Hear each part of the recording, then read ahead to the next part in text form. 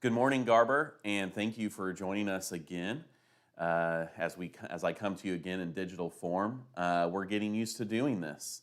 And so this week we put a pause due to the amount of COVID in the area and the amount of COVID in our church family. And we'll let you know what future plans are later this week. But anyway, so glad that you have joined us this morning. Just to let you know, this morning as I was leaving the house, Harrison said that I should sing you all a song. I am not going to do that. You would definitely click the red X button and get out of the screen if I started singing to you this morning. But I just thought I'd also share that moment of joy and laughter with you as well. And so this morning we're going to continue on in our journey through 1 Peter. We're actually going to end 1 Peter, which means next week we will begin in 2 Peter. And we're going to look at verses 1 through 11 of chapter 5 this morning. And as we close, I just want you to be aware that this is the last chapter in this writing, right? This is the last words Peter's going to write to these congregations in Asia Minor. And so it's going to seem random, I guess is what I should say. There's going to be all these last-minute words of advice, and it's going to seem like Peter's just dumping these last-minute words of wisdom onto this church, onto these churches. But that's not really the case. There is a purpose to why he is writing what he is writing. And at the end of the message this morning, I will go ahead and tie all of it together, like what is Peter getting at?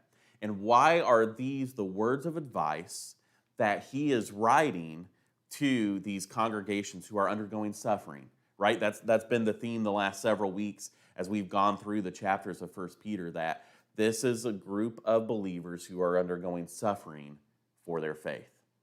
In saying that, what we are going to see is that these are words of wisdom from an older believer. We think that Peter, the earliest he would have written this is about 30 years after the time of Jesus on this earth. So who knows how old Peter is? We don't know how old he was when he followed Jesus, but he's been a believer and a follower of Jesus for quite a while. And now he's looking back on his life, looking back at all the lessons he's learned, and he's telling this church that is undergoing suffering what is happening and how to live their lives better for God. So, in saying that, as we go through, we're also going to point out instances where this correlates to what stories we have about Peter in the Gospels.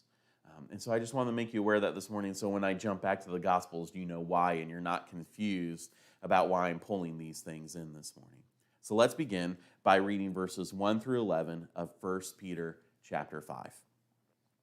So I exhort the elders among you, as a fellow elder and a witness of the sufferings of Christ, as well as a partaker in the glory that is going to be revealed. Shepherd the flock of God that is among you, exercising oversight, not under compulsion, but willingly, as God would have you, not for shameful gain, but eagerly, not domineering over those in your charge, but being examples to the flock. And when the chief shepherd appears, you will receive the unfading crown of glory. Likewise, you who are younger, be subject to the elders. Clothe yourselves, all of you, with humility toward one another, for God opposes the proud, but gives grace to the humble. Humble yourselves, therefore, under the mighty hand of God, so at the proper time he may exalt you, casting all your anxieties on him, because he cares for you. Be sober-minded, be watchful. Your adversary, the devil, prowls around like a roaring lion, seeking someone to devour. Resist him, firm in your faith, knowing that the same kinds of suffering are being experienced by your brotherhood throughout the world. And after you have suffered a little while, the God of all grace, who has called you to his eternal glory in Christ, will himself restore, confirm, strengthen, and establish you. To him be the dominion forever and ever. Amen. And so Peter starts this passage by kind of giving his resume, right? He tells the church that I'm a leader, that I've been an elder of the church. And he's letting them know, right, that not only has he been a fellow leader, but he himself has experienced sufferings at the hand of Christ. All we have to do is look at the book of Acts. All we have to do is read church history, and we see that Peter is one of the martyrs of the church, that he suffered for the sake of Jesus. And like them, not only has Peter suffered for Jesus, but he will also get to partake in the glory of Christ at the end of the world. And so since they have this common experience, right? Since Peter is beginning talking to the elders, right? Since they have all this common experience together, they should listen to the advice that Peter is about to say. But you might stop and say, well, what does this have to do with me? I'm not a leader in the church. Why should I listen to what Peter is saying to a group of elders? Well, first off, Peter just begins by addressing the elders. And as we read, and we'll see when we discuss the verses later on, that Peter transitions to talking about everyone, right? Like, he doesn't just leave talking to the elders. That's where he begins with. But then he talks to the congregations at large. So we just have to listen to the end, and we will see that it applies to us as well. But I also want to get us to think bigger about this term elder, about being a shepherd, right? That's another word that's used in our passage this morning for caring for the flock that God has given you, is shepherd. We are all shepherds. We might not be paid shepherds, right? Like be a paid pastor like I am, or a paid leader in the church. We might not even be a board member or oversee a ministry in the church and be a shepherd in that sense. But God has given us all people that we are to care for. He has all given us a flock. Maybe it's one person, maybe it's a group of people, maybe it's just our families, maybe it's our neighbors, maybe it's people we work with, right? God has given us people to care for. And so if we broaden looking at it from just a vocational elder as just a spiritual elder, right, we begin to see that this applies to us as well, that we have all been given a flock to take care of. And so Peter's advice to the elders and to shepherds all across the board is this, that they are to care. He uses the word shepherd, which could be translated care, and he uses it as a verb, not as a noun, that you are to shepherd the flock that God has given you. It needs to be done with vigor. It's emphasizing the pursuit of the care. It needs to be passionate and strong. And so now let's go back to the Gospels for a moment. Jesus has died. He's resurrected and appeared to the disciples. And at the end of the Gospel of John, we get this story about the disciples fishing, right? And Jesus is on the beach waiting for them to come in the shore. And they recognize that it's Jesus. Peter recognizes that it's Jesus, right? Peter also is coming off a big failure. He told Jesus that he would die with him, and yet he didn't. In fact, he denied Jesus right before the rooster crowed 3 times. Or he denied Jesus 3 times before the rooster crowed. They've also just had a really bad night of fishing, we're told in John chapter 21. And so things are going bad. But there on the beach, as Jesus makes breakfast for his disciples, he addresses Peter 3 times. And he asks Peter all 3 times, "Do you love me?" And when Peter says yes, Jesus responds in some way about feeding sheep or taking care of lambs, right? Caring for the flock that has been entrusted to you. And now we see at the end of Peter's life that he looks at people in the church and he tells them to care for God's flock. Therefore, we can't take ownership in this flock. We can't take pride in this flock because it is ultimately God's. But at the same time, since it is God's and he has entrusted us with it, we better take good care of it. It should be important to us. So how do we care for God's flock? How do we care for the people that God has entrusted to us? Peter tells us to care for God's flock, right?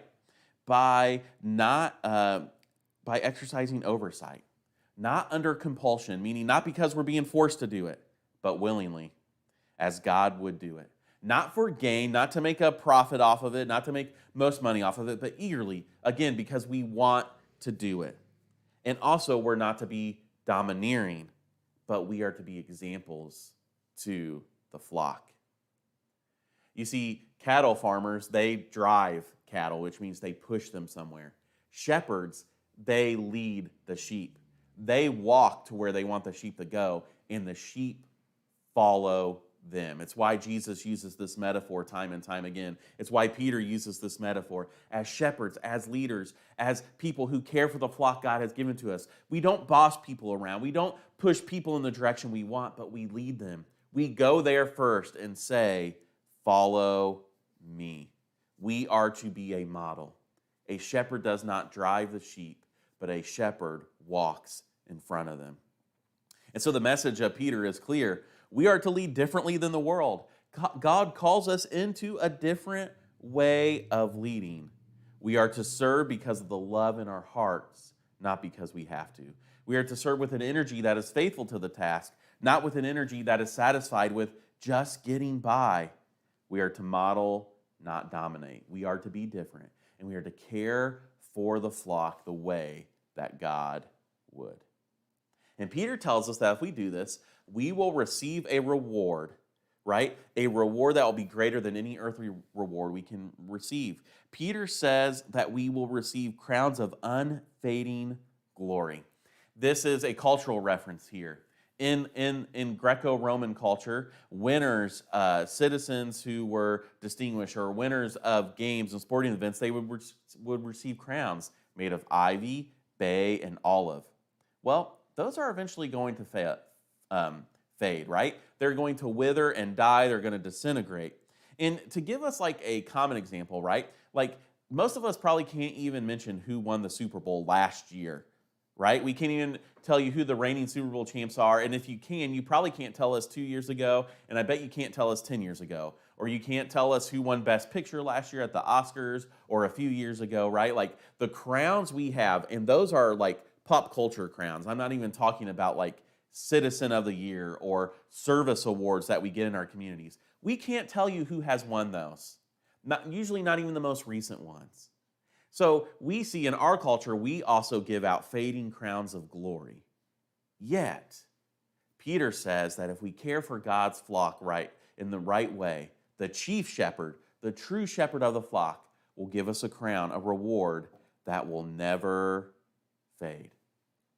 Peter's kind of done with elders now. He's kind of done with church leaders now. And he begins to talk about other people in the church. And the first thing he says is that you are to follow your elders. You are to follow their leadership. And so he's asking for obedience. He is asking for obedience. We are to serve one another in humility. This idea of serve, it could also be translated as clothing yourself with an apron as a slave or a herdsman would. So you put it over your clothes to keep them from being soiled because of what you have to do. You protect yourself in that way. you put on that apron to go about doing the work. So let's go back to the Gospels again. It's the Last Supper. We are told that Jesus gets down on his knees. He puts the towel over his waist to wash his disciples' feet. And what does Peter say? No, you can't wash my feet. And Jesus says, then Peter, you can't have any part of me. Later on that night, what does Jesus say to his disciples? Love each other as I have loved you. The only way to humility, which is what we are called to do, to clothe ourselves with humility, to put the apron on, is to serve and follow each other. The ultimate measure of your humility is obeying the leaders that God has put in front of you, even if you disagree with who that leader is and what that leader is doing. When you're able to lay down your own agenda is in order to obey the leader, that is ultimate humility. As followers, right, and we are all followers, right, either a follower of another leader or a follower ultimately of Jesus, will be asked, how well did you follow? Not what great resistance did you put up, not what great fight or did you do a good job of giving that person a piece of your mind, right? But how well did you follow? Nowhere in there are we to say, well, but Lord, they were wrong about this. No. That's not what I asked. How well did you follow? Because here's the thing. The leader is going to be accountable to God. Peter just kind of talked about that, right? About receiving an unfading crown of glory based on how well they care for the flock. The flip side of that is this. If they neglect the flock, they will be punished for that. They will receive a due reward for that. Leaders are going to be accountable for when they are right or wrong. And we're going to be accountable for how well we followed. And how well we obey is the ultimate mark of humility. So if elders care for the flock and the followers obey, they serve each other with a mutual humility. It will be a natural response to great leadership. So why humility? And it's this: God opposes the proud, but favors the humble, we are told. And here's what's interesting about Peter using that phrase there, right, is the activeness of God, that God is active in this. It's not like, I dislike the proud and I like the humble. I hope the humble win the day, right? But no, God opposes the proud and favors the humble. He is active in his opposition. He is active in his favor. He tries to bring the proud down. He tries to build the humble up. God is operating with an agenda when it comes to the proud and the humble. So let's go back to something we mentioned earlier, right? Jesus says he's going to die. Peter says, Lord, I will die with you. No, Peter, you will deny me 3 times before the rooster crows. What did Peter feel like when that rooster crowed that morning? What were the thoughts that went through his mind? Imagine how humbling of an experience that would have been. This man who, from what we can tell in the Gospels, is essentially the leader of the 12 disciples, right? There's Jesus, and then there's Peter, then there's the 12, right? The rest of the 12. And yet, he can't even live up to his word. He backs out. And if we think about it, a lot of times when our lives are on the line, a lot of us would have done the exact same thing. So this isn't a way to judge Peter, but it's a way to show how much that he was humbled by the fact that the rooster crowed. Peter calls us to humble ourselves under the mighty hand of God, because at the right time, God will lift us up in honor. The mighty hand of God, meaning that God is the one who will lift us up. We humble ourselves by acknowledging the fact that we can only get our source of strength, that everything we do can only be done through God. That's the ultimate mark of humility, because we're recognizing that we are not the gods that our world tells us that we are, that we're really not in charge of our individual selves the way the world tells us that we are, but instead we're dependent and reliant upon God and His provision. God doesn't humiliate us for the sake of embarrassment, but He humbles us so that He can be in a deeper relationship with us. It's why the next thing Peter says is to cast all our anxieties on God, because He cares for us. In other words, quit looking to yourself to provide the way out. Quit looking to yourself to solve your own problems, but instead turn to God, those things that make you anxious, those things that cause you to have doubts, those things that keep you up at night, the only solution is to turn to God. So give him your worries, give him your burdens because he cares for you, and he will give you the strength to get through it. Another thing that Peter tells us is that our enemy is prowling around like a roaring lion, looking to devour us, right? So now is the time to be alert. Now is the time to watch out, because this word devour isn't like a bite by bite, right? Like the way that we eat our food, but it's like one swift gulp. The lion catching the prey in his mouth, and it's decisive. It's done, and it's over with. The enemy doesn't want to have to worry about you again. And so we are to be alert. We are to be watchful. And again, if Peter's writing to a church that's undergoing suffering, they feel like the enemy's attacking them. And so once again, Peter calls them to be present in the moment, to be mindful of what they're doing and what they're saying and how they're acting and how they're behaving because of the suffering they're undergoing. And so because we have an enemy that's walking around, Peter tells us to stand firm and be strong in the faith. We are to have a trust in God. You know what Jesus tells Peter his name is? He tells him that he's a rock. And Jesus looks at Peter and says, "And upon you I will build my church." I can't think of too many things that are stronger than a rock. I'm sure there are things out there. I'm not a geology expert. I'm not an expert in building materials, right? But like a rock is pretty strong. Even like the smallest pebbles, right? Like you can't crush them at all unless you have the right machinery to do it. And how is a rock formed?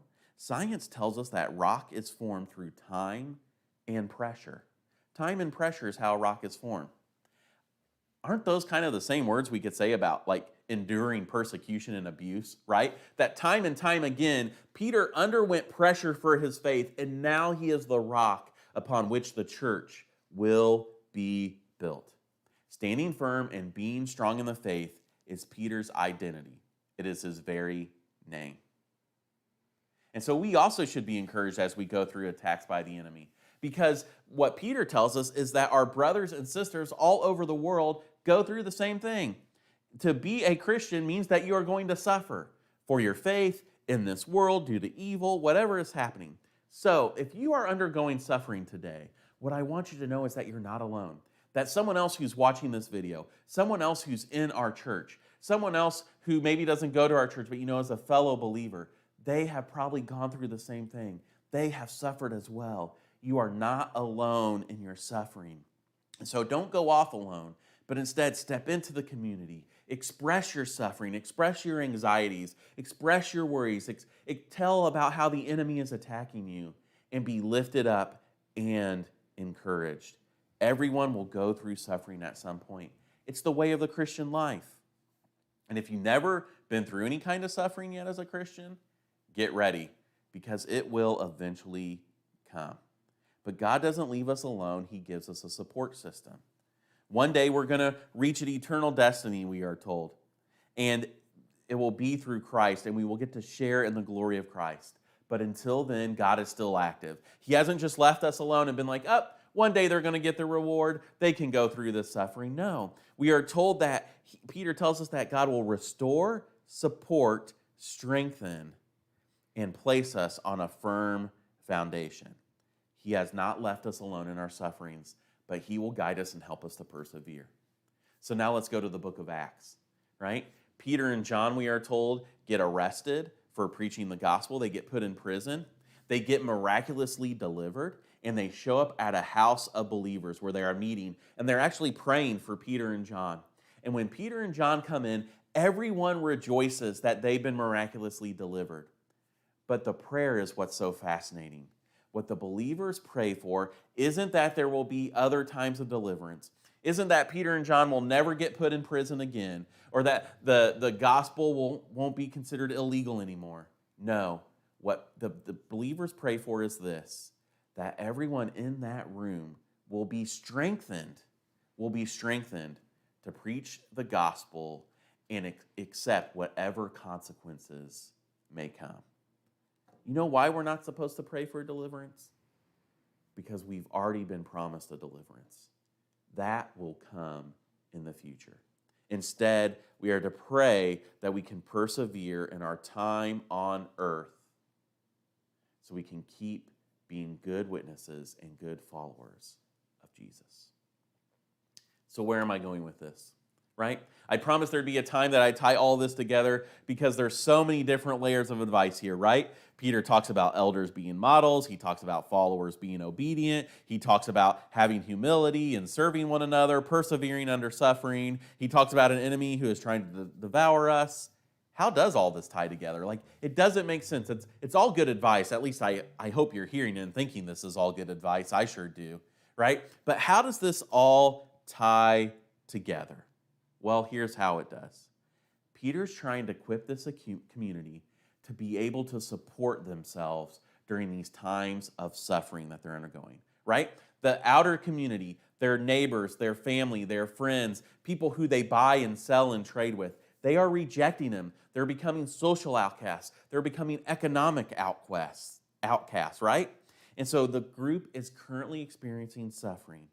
And Peter is saying this: when elders model and lead correctly, when followers go and obey, and everyone serving each other in humility, then we have set up a community that can support each other during times of suffering. We have a place where we can come in and unload, much like I talked about last week, right? The world is going to beat us up enough. The last place you need to get beat up in is the church as well. And so we come into this community knowing that it's a safe space, a safe place to be ourselves, to vent our frustrations and our anger and our worries and our doubts, and instead a place where we can support each other, where we can encourage each other and give each other the strength to go out back into the world on Monday. Not because we're going to be delivered, that's going to come in the future, but so that we can keep persevering until that day comes. A place where we can be encouraged and our hearts can be lifted.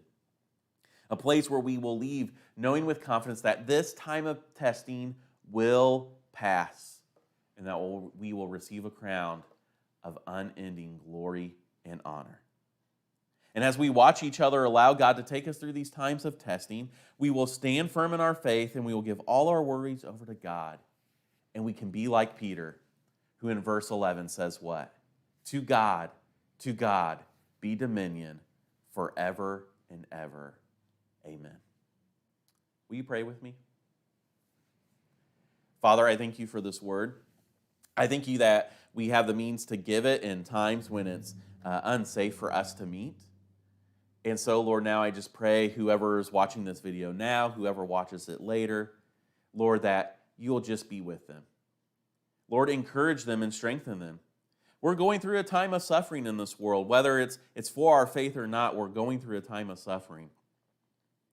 And we know that one day deliverance will come. We know that one day we will receive that unending crown of glory. And so until then, Lord, give us the strength to persevere. But most importantly, Lord, as a community, as a church, help us. Help us to be obedient. Help us to be humble. Help us to serve one another. Help us to lead well so that we can be a place of healing and restoration, so that we can be a place as people come in and they're beat up and been chewed up by the world, that they can experience that health and restoration. Lord, as we follow you, may we lead the flock well. But may we also be obedient, may we also be humble, and may we also serve so that you receive all the glory and all the honor forever and ever.